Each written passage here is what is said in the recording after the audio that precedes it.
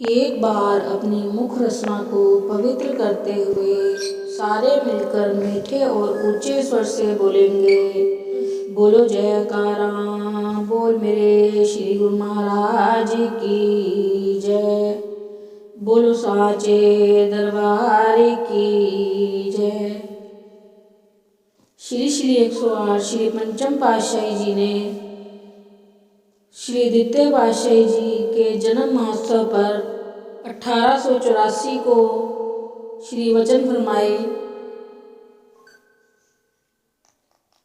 नाम ही अमर सत्य एवं अटल है। जिस गुरुमुख ने नाम की कमाई में चित्त जोड़ लिया और अन्य इच्छाओं को दिल में स्थान ना दिया, उसका मानो भवसागर से बेड़ा पार हो गया।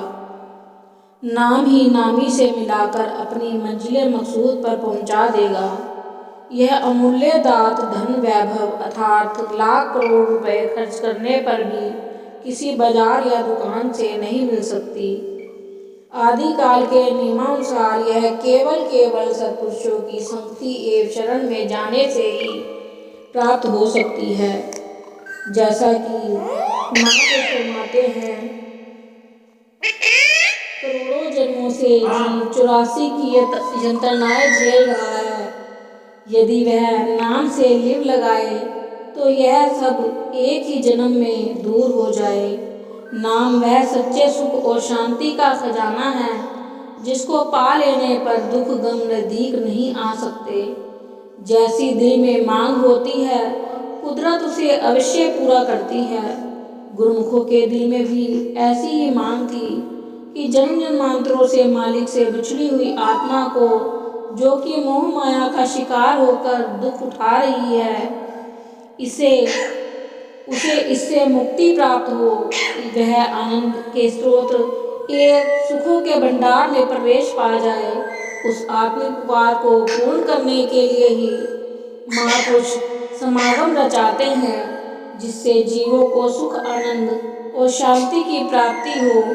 इसी मांग को पूरा करने के लिए श्री परमहंस दयाल जी श्री प्रथम पातशाही जी महाराज ने श्री परमहंस अद्वैत मत की स्थापना की।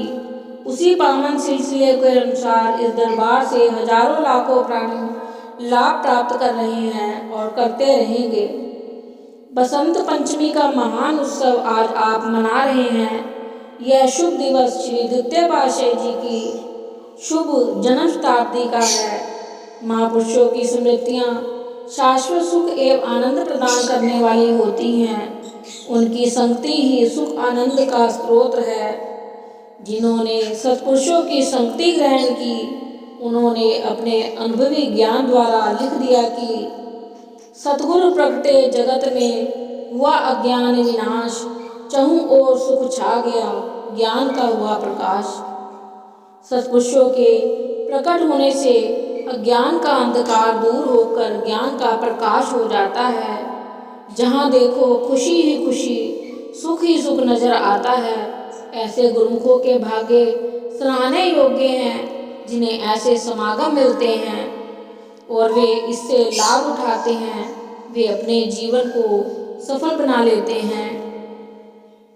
गुरुमुखों, कुदरत ने इस संसार की रचना की और इस संसार की रचना में इस जीव को दुर्लभ मानव देही प्राप्त हुई।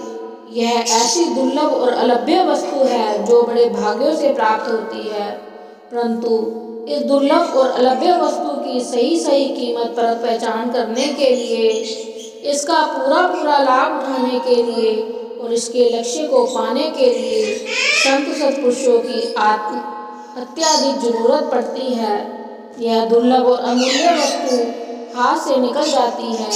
जिनके पूर्वले जन्मों के पुण्य संस्कार और नेक कमाई हो, उनकी मांग के अनुसार उन्हें लक्ष्य तक पहुंचाने के लिए युग युग में संत महापुरुष हमेशा अवतार लेकर आया करते हैं।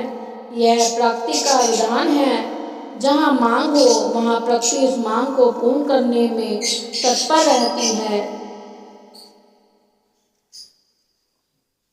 बोलो जयकारा, बोल मेरे श्री गुरु महाराज की जय। बोलो साचे दरबार की जय।